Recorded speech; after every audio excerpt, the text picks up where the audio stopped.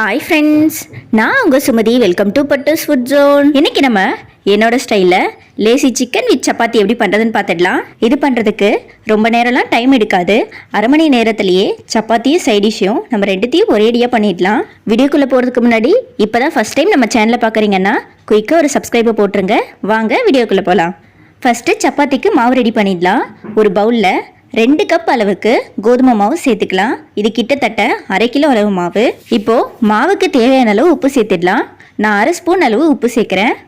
உப்பு சேர்த்துட்டு மாவு ஒரு டைம் நல்லா மிக்ஸ் பண்ணி விட்டுருங்க. உப்பும் மாவும் நல்லா மிக்ஸ் ஆகி வரணும். இந்த ஸ்டேஜில் நம்ம மாவுக்கு தேவையான அளவு தண்ணி சேர்த்துடலாம். நான் 2 கப் மாவு எடுத்திருக்கேன். அதுக்கு 1 கப் தண்ணியை கொஞ்சம் கொஞ்சமாக சேர்த்து நல்லா மிக்ஸ் பண்ணிக்கிறேன். மாவை ரொம்ப டைட்டாக பிசைஞ்சிட வேண்டாம், அப்புறம் சப்பாத்தி சாஃப்டாக இல்லாமல் ஆட ஆகிடும். கொஞ்சம் இலக்கமாக இந்த அளவுக்கு பிசைஞ்சு எடுத்துக்கோங்க. பாருங்கள், 2 விரல் வச்சு அழுத்தினா இந்த அளவுக்கு உள்ளே போகணும்.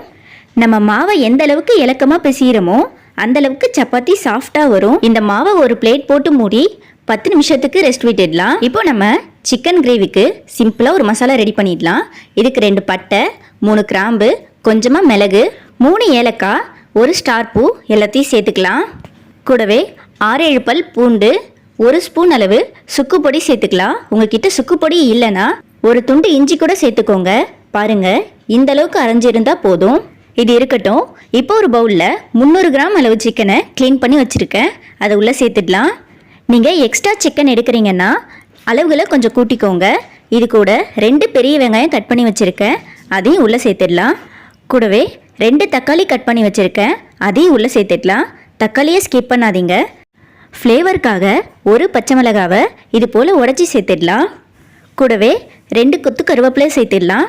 இப்போ நம்ம சிக்கனுக்கு தேவையான மசாலா எல்லாம் ஆட் பண்ணிடலாம். 1 ஸ்பூன் அளவு காரத்தூள் சேர்க்குறேன். 1 ஸ்பூன் உப்பு சேர்த்துடலாம். 1 ஸ்பூன் காரத்தூளுக்கு 2 ஸ்பூன் மல்லித்தூள் சேர்த்துடலாம். இது உள்ள கரம் மசாலா எதுவும் சேர்க்க வேண்டாம். நம்ம அரைச்சி வச்ச ஸ்பெஷல் பொடியை இது உள்ள சேர்த்துடலாம். கூடவே 1/4 ஸ்பூன் அளவு பெருங்காயத்தூள் சேர்த்துடலாம். கடைசியாக இது கூட 3 டேபிள் ஸ்பூன் அளவு எண்ணெய் சேர்த்துடலாம். இப்போது கடாய் ஹீட் ஆனதும் நம்ம ரெடி பண்ணி வச்ச சிக்கனை உள்ளே சேர்த்துடலாம். எக்ஸ்ட்ரா எதுவுமே நம்ம சேர்க்க வேண்டாம். லைட்டாக மிக்ஸ் பண்ணி விட்டு ஒரு மூடி போட்டு மூடிடுங்க. 5 நிமிஷத்துலேயே சிக்கனில் இருக்க தண்ணியெல்லாம் பிரிஞ்சு வந்துடும். இந்த ஸ்டேஜில் உங்களுக்கு எவ்வளோ தண்ணி வேணுமோ அந்தளவுக்கு தண்ணி சேர்த்துக்கோங்க. நான் இன்றைக்கி 1 டம்ளர் அளவு தண்ணி சேர்க்குறேன். சின்ன டம்ளர் அளவு தண்ணி தான் நான் சேர்க்குறேன். 100 ml இருந்தால் கரெக்டாக இருக்கும். தண்ணி சேர்த்துட்டு 10லேருந்து 15 நிமிஷத்துக்கு அப்படியே மூடி போட்டு வேக விட்டுருங்க. கிரேவி கொதிக்கட்டும். நம்ம இப்போது சப்பாத்தியை திரட்டிடலாம்.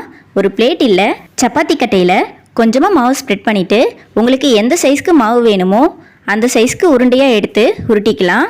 மாவை ரொம்ப மெலிசாக திரட்டிட வேண்டாம். இந்தளவுக்கு திக்னஸ் இருந்தால் கரெக்டாக இருக்கும். இப்போ நான் சைடு ஓரங்களை எல்லாம் கட் பண்ணி எடுத்துக்கிறேன். நீங்கள் விருப்பப்பட்டால் கட் பண்ணிக்கோங்க, இல்லைனா பேனில் அப்படியே சேர்த்துக்கோங்க. பேன் ஹீட் ஆனதும் நம்ம ரெடி பண்ண ஷீட்டை உள்ளே சேர்த்துடலாம். அதுக்கு மேலே கொஞ்சமாக ஆயில் ஸ்ப்ரெட் பண்ணி விடுங்க. ஒரு சைடு வெந்ததும் இன்னொரு சைடு திருப்பி போட்டு வேக வச்சிடலாம்.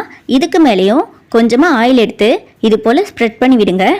1லேருந்து 2 நிமிஷத்துக்குள்ளவே நம்ம சப்பாத்தி வெந்து நல்லா ரெடி ஆகிடும். இப்போ இதை வெளியே எடுத்துடலாம். இதே போல் மீதி இருக்க எல்லா மாவையும் திரட்டி சப்பாத்தி போட்டு எடுத்துக்கலாம். பாருங்கள், சப்பாத்தி 2 சைடும் நல்லா ஈவனாக வெந்து வந்திருக்கு. சப்பாத்திக்கு மேலே ஆயில் ஸ்ப்ரெட் பண்ணுறதை ஸ்கிப் பண்ணிடாதீங்க. அப்போ தான் சப்பாத்தி ரொம்ப நேரத்துக்கு சாஃப்டாகவே இருக்கும். பாருங்கள், 15 நிமிஷம் போல் ஆகியிருக்கு. நம்ம கிரேவி நல்லாவே ரெடியாகி வந்திருக்கு. எக்ஸ்ட்ரா ஃபிட்டிங்காக நான் எதுவுமே சேர்க்கலை.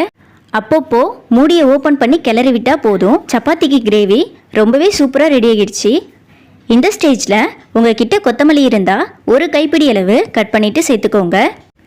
கிரேவியும் ரெடி, சப்பாத்தியும் ரெடி. இப்போ சர்வ் பண்ணிடலாம். சுட சுட சப்பாத்தியும் சூடான சிக்கன் கிரேவியும் காம்பினேஷன் அடி தூளாக இருக்கும். நீங்களும் நான் சொன்ன அளவுகளோட லேசி சிக்கனையும் சப்பாத்தியும் ட்ரை பண்ணிவிட்டு எப்படி வந்திருக்குன்னு கமெண்ட்டில் சொல்லுங்கள். நான் ரெடி பண்ண ஆரம்பித்து இன்னும் அரை மணி நேரம் கூட ஆகலை. அதுக்குள்ளவே சப்பாத்தியும் சூடான சிக்கன் கிரேவி ரெடி ஆகிடுச்சு. நீங்களும் இன்றைக்கே இந்த ரெசிபியை ட்ரை பண்ணி பாருங்கள். சிக்கன் எந்த அளவுக்கு சாஃப்டாக வெந்து வந்திருக்குன்னு பாருங்கள். எடுக்கும்போதே உடஞ்சி விழுற அளவுக்கு சூப்பராக வெந்து வந்திருக்கு. டேஸ்ட்டும் வேறு லெவலில் இருக்குது. மறக்காமல் நீங்களும் ட்ரை பண்ணி பாருங்கள். வீடியோ பிடிச்சிருந்தால் லைக் பண்ணிவிட்டு உங்கள் ஃப்ரெண்ட்ஸ் அண்ட் ஃபேமிலிக்கும் இந்த வீடியோ மறக்காமல் ஷேர் பண்ணி விடுங்க.